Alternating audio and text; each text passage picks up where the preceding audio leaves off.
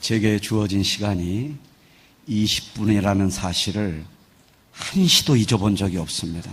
그래서 오늘 정확하게 20분 안에 끝나겠습니다.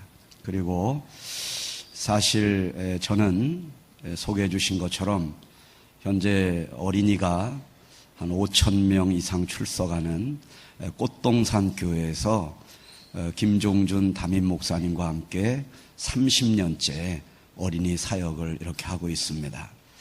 그래서 오늘 설교하기 전에 그 어린이 사역의 현장을 한 6분가량 영상을 보시는데요. 그 영상 시간만큼 설교를 짧게 할 것을 굳게 약속하겠습니다. 그래서 먼저 한번 보시겠습니다.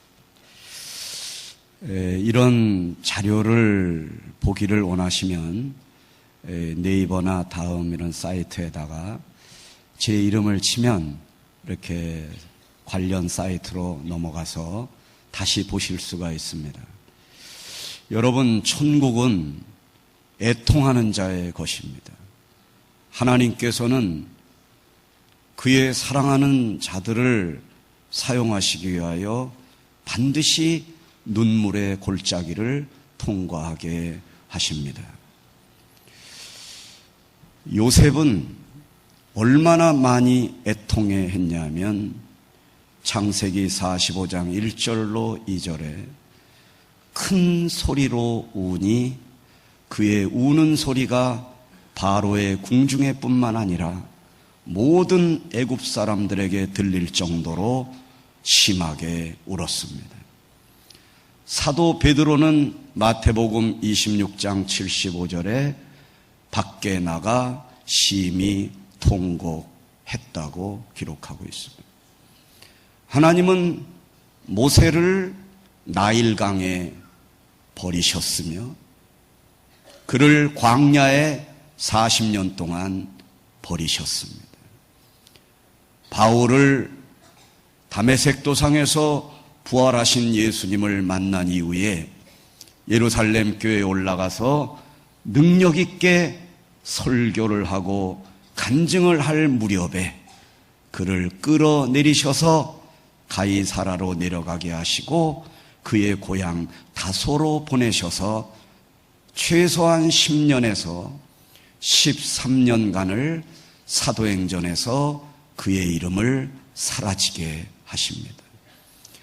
사도행전 9장에서 사라지게 하신 이후에 11장에 바나바가 바울을 다시 데리고 안디옥으로 올 때까지의 기간이 불과 2장밖에는 안 되지만 시간적으로 보면 13년의 세월이 걸렸다는 것입니다.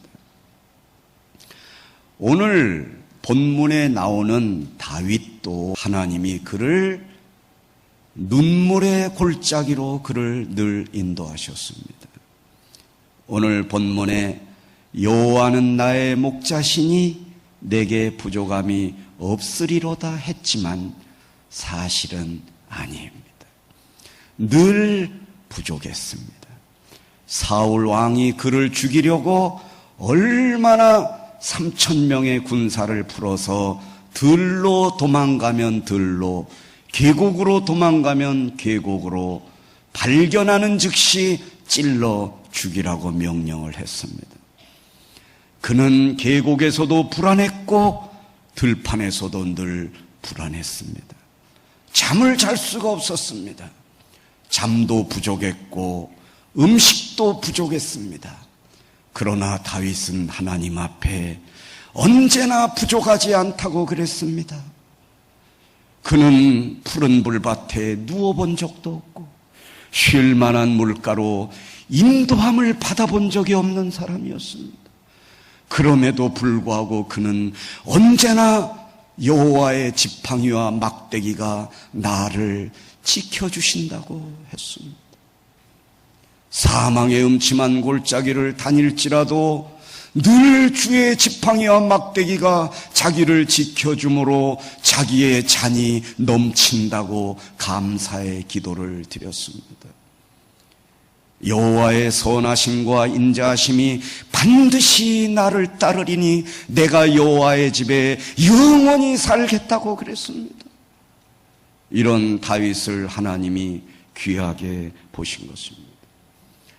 시편 56편 8절에 보면 나의 유리함을 주께서 계수하셨사오니 나의 눈물을 주의 병에 담아 주시옵소서. 나의 유리함, 도망다니는 거, 이리 쫓겨나고 저리 쫓겨나고. 저도 여기 총신대학교 다닐 때 기숙사에 들어갈 돈이 없어가지고 주로 저 신관 5층 강당에서 의자 2개를 포개놓고 잘 때가 많았습니다.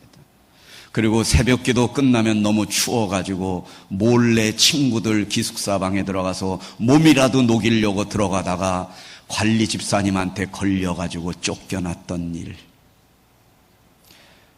그 흔한 식권이 없어가지고 친구들을 따라가서 수저를 들고 친구들의 처분을 기다렸던 그런 시간들.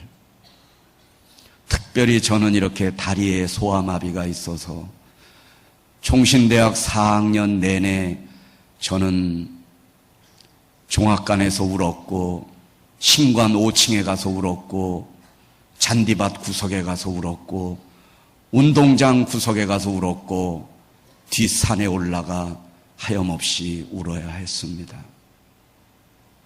특별히 대학 2학년 때 제 왼편의 발목이 점점 휘어지기 시작했습니다. 다리에 힘을 잃어가기 시작했습니다. 그러다가 소아마비 걸린 분들 중에 발목이 뒤로 꺾여가는 것도 제가 보았습니다. 그때도 이 채플 시간을 앞두고 도저히 채플에 들어가 찬송을 부를 수가 없을 것만 같아 친구들은 이 채플실에 들어올 때 저는 저 앞에 주차장 밑으로 있는 잔디밭 구석으로 가가지고 휘어져가는 다리를 내 손으로 주물러가며 하나님 앞에 울었습니다. 소아마비 걸리게 하신 것이 하나님의 뜻이라면 그것은 제가 갖고 가겠습니다. 그러나 발목이 돌아가서 구두를 신을 수도 없고 신발도 제대로 신을 수가 없다면 하나님, 나는 자신이 없습니다. 하나님, 나를 불쌍히 여겨주시고 이 발목을 똑바로 돌아오게 해 주실 수는 없습니까? 그럴 때 선배 한 분이 옆을 지나가시다가 제 어깨를 만지시며 내 아내가 전주 예수병원에 수간호사로 있는데 거기에서 그 다리 교정 수술을 받은 많은 사람들을 볼 수 있었다고 저를 데리고 가셨습니다. 1979년 1월에 저는 그 전도사님의 배려로 전주 예수병원에 입원하여 100만 원 가량 드는 수술비를 그 사모님의 월급과 퇴직금을 끌어다가 제 수술비를 내주셨습니다. 그리고 전주에서 서울까지 올 때의 택시비도 그분이 제 손에 쥐어 주었습니다. 하나님은 언제나 이런 위기 속에서 구원의 손길을 저에게 보여주셨습니다. 그리고 특별히 작년 5월 달에 저는 갑작스럽게 장이 터져 잠실 서울 아산병원 응급실에 구급차에 의하여 실려 갔었습니다. 그때 의사가 그날 밤을 넘기지 못한다고 그랬었습니다. 저는 정신이 혼미한 가운데 하나님 앞에 용서를 구했습니다.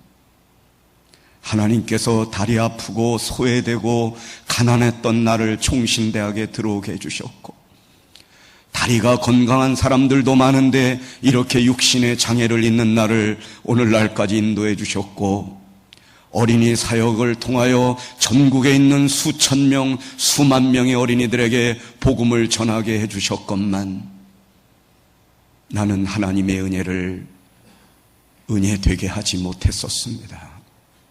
내가 잘나서 그렇게 된 줄 알았었습니다.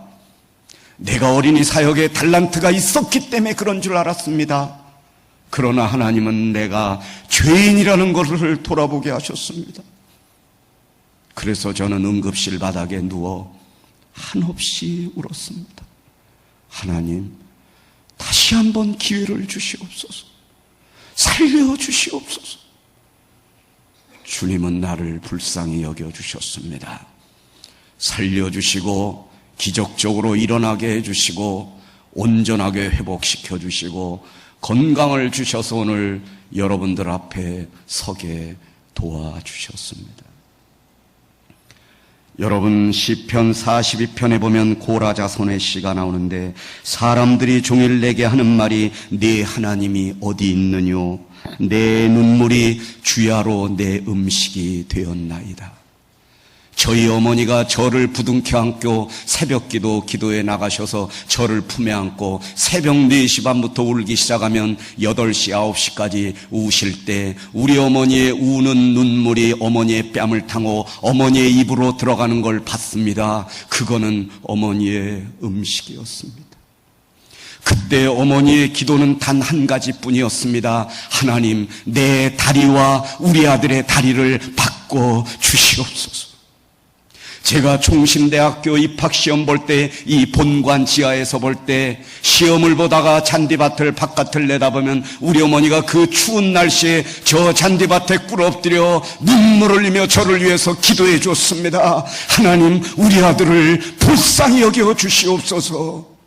하나님이 우리 아들의 다리가 되어주시고 우리 아들이 비행기를 탈 때 하늘에 같이 계셔주시고 기차를 타고 들녘을 지날 때 하나님이 거기에 동행하여 주시옵소서.